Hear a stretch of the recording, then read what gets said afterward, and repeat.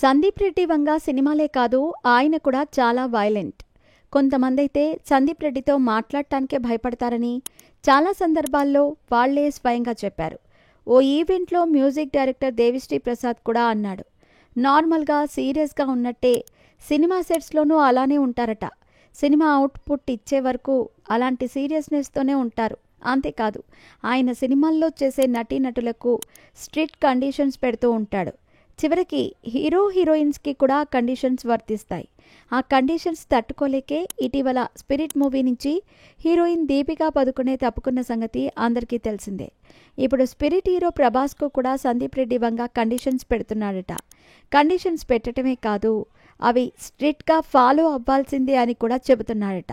మొన్న మధ్య ప్రభాస్కు సందీప్ రెడ్డి వంగ కొన్ని కండిషన్స్ పెట్టాడు అంటూ కొన్ని వార్తలు వచ్చిన సంగతి తెలిసిందే. ఇప్పుడు ప్రభాస్కు మరికొన్ని కండిషన్స్ పెట్టాడట వంగ. ఇటీవల ఇటలీ టూర్ నుంచి వచ్చిన ప్రభాస్కు ఈ కండిషన్స్ గురించి చెప్పాడట. ప్రస్తుతానికి స్పిరిట్ మూవీ షూటింగ్ కోసం ప్రభాస్ను 30 రోజుల కాల్ షీట్స్ ఇవ్వమని కోరాడట.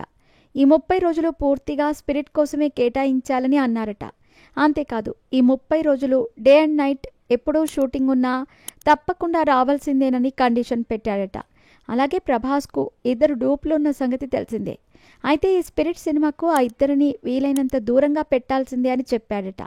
అంటే డూప్ లేకుండా సినిమా చేయాలని ప్రభాస్ను కోరినట్టు సమాచారం. వీరితో పాటు మరి కండిషన్స్ కూడా పెట్టాడట.